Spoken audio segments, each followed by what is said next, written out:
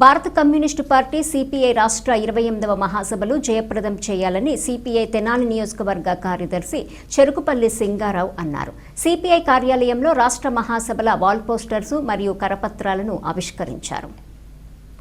CPI నియోజకవర్గ కార్యదర్శి చెరుకుపల్లి సింగారావు ఈ సందర్భంగా మాట్లాడుతూ సిపిఐ 1925 డిసెంబర్ 26న కాన్పూర్లో ఆవిర్భవించి 2025 డిసెంబర్ 26 నాటికి 100 సంవత్సరాలు పూర్తి చేసుకున్న భారతదేశంలో మొట్టమొదటి పార్టీ ఏదైనా ఉందంటే అది భారత కమ్యూనిస్టు పార్టీ అని అన్నారు.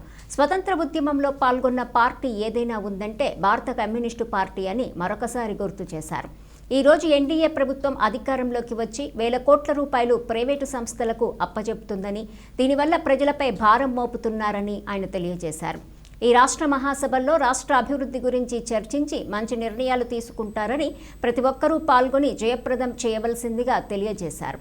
అనంతరం పట్టణ కార్యదర్శి మద్దినేని కిరణ్ బాబు మాట్లాడుతూ రాష్ట్ర 28వ మహాసభలు ఒంగోలు నగరంలో 23వ తారీఖు భారీ ప్రదర్శన కార్యక్రమం నెల్లూరు బస్టాండ్ మున్సిపల్ గ్రౌండ్ వద్ద నుండి ఏర్పాటు చేయడం జరిగిందని, ఈ కార్యక్రమానికి అధ్యక్షులుగా సిపిఐ రాష్ట్ర కార్యదర్శి మాజీ ఎమ్మెల్యే కె రామకృష్ణ, సిపిఐ అఖిల భారత ప్రధాన కార్యదర్శి మాజీ ఎంపీ కామ్రేడ్ డి రాజా, సిపిఐ పార్టీ జాతీయ కార్యదర్శి కామ్రేడ్ నారాయణ, తెలంగాణ ఎమ్మెల్యే రాష్ట్ర కార్యదర్శి కూనంనేని సాంబశివరావు, సిపిఐ పార్టీ రాష్ట్ర సహాయ కార్యదర్శి ముప్పాల నాగేశ్వరరావు నాయకులందరూ పాల్గొంటున్నారని తెలియజేశారు. కార్యక్రమంలో సిపిఐ నియోజకవర్గ సహాయ కార్యదర్శి తుంగా బాలస్వామి, ఏఐఎస్ఎఫ్ రాష్ట్ర కార్యవర్గ సభ్యులు పాషం వెంకటేష్, గుంటూరు జిల్లా ఏఐఎస్ఎఫ్ అధ్యక్షులు గండు శివ, సిపిఐ పార్టీ నాయకులు బొల్లిమంత ప్రసాద్, కె శ్రీనివాస్, ఏఐఎస్ఎఫ్ తెనాలి నాయకులు కాబోతు ప్రణీత్, సాయి తదితరులు పాల్గొన్నారు. భారత కమ్యూనిస్ట్ పార్టీ సిపిఐ రాష్ట్ర మహాసభలు ఈ నెల 20వ తారీఖు నుంచి 25వ తారీఖు వరకు ఒంగోలు నగరంలో పెద్ద ఎత్తున ఏర్పాటు చేయడం జరిగింది. ఈరోజు దానికి సంబంధించి తెనాలి నియోజకవర్గ సమితి ఆధ్వర్యంలో వాల్ పోస్టర్లు, కరపత్రాలను ఆవిష్కరించడం జరిగింది. ఈ రాష్ట్ర మహాసభల్లో కేంద్ర రాష్ట్ర ప్రభుత్వాలు ఏ అయితే ప్రజల్ని ఇబ్బంది పెడతా ఉన్నాయో వాటి మీద పెద్ద ఎత్తున చర్చ, ఈ రాష్ట్రం అభివృద్ధి, అదేవిధంగా ఈరోజు చూస్తూ ఉంటే సూపర్ 6 అమలు చేశామని చెప్పి ఈ రాష్ట్ర ప్రభుత్వం చెప్తా ఉంది. ఈరోజు నిరుద్యోగ వృద్ధి యువతకి ఎక్కడ ఇచ్చారని చెప్పి మేము ప్రశ్నిస్తూ ఉన్నాం. అదేవిధంగా ఈ రాష్ట్రంలో కొన్ని లక్షల మంది తల్లిదండ్రులు విద్యార్థులు చదివిస్తూ ఉంటే ఈరోజు తల్లికి వందనం పేరుతో 15,000 రూపాయలు ఇంట్లో ఎంతమందికి ఉంటే అంతమందికి వేశామని చెప్తా ఉన్నారు. ఈరోజు మీరు ఒకసారి వెళ్ళి మీరు ప్రశ్నించుకోవాల్సిన అవసరం ఎంతైనా ఉంది.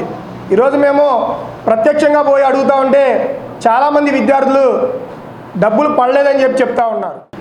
భారత కమ్యూనిస్ట్ పార్టీ సిపిఐ 28వ రాష్ట్ర మహాసభలు ఒంగోలు మహానగరంలో పెద్ద ఎత్తున నిర్వహించుకుంటా ఉన్నాము. మరి భారతదేశ చరిత్రలో రెండు పార్టీలకి 100 సంవత్సరాలు పూర్తి చేసుకున్నటువంటి చరిత్ర భారత కమ్యూనిస్ట్ పార్టీకి, అదేవిధంగా ఆల్ ఇండియా కాంగ్రెస్ 5కి ఉందన్నమాట. ఈ దేశంలో అనేక రకాలైనటువంటి ఉద్యమాలు 1926లో డిసెంబర్ 26న భారత కమ్యూనిస్ట్ పార్టీ ఏర్పాటు చేయడం జరిగింది.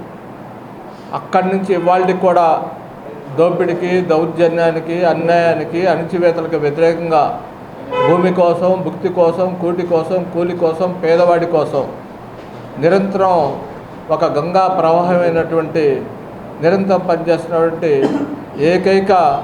ఈ దేశంలో ఏకైక పార్టీ అది సిపిఐ అని వాళ్ళ మీకు తెలియజేస్తూ ఉన్నాం.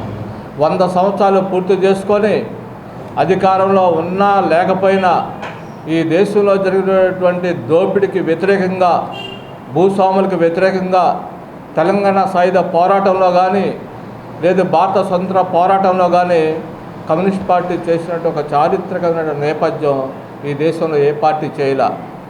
దానికి ముందు భారత కాంగ్రెస్ పార్టీ అత్యంత ఉన్నత విలువలతో ఈ దేశ సమైక్యత సమగ్రతతో పాటు అనేక రకాల పోరాటాలు చేసి దేశ ప్రగతికి, జాతీయ ఐక్యతకి అనేక రకాలుగా ఈ రెండు పార్టీలు కృషి చేసినాయి. ఇది ఒక చారిత్రకమైనటువంటి సందర్భం. ఇవాళ 100 సంవత్సరాలు పూర్తి చేసుకున్న నేపథ్యంలో కమ్యూనిస్ట్ పార్టీ ఈ 28వ రాష్ట్ర మహాసభలు దేశంలో అనేక రకాల ఖగోళ భౌగోళిక పరిస్థితులు ఇవాళ మనం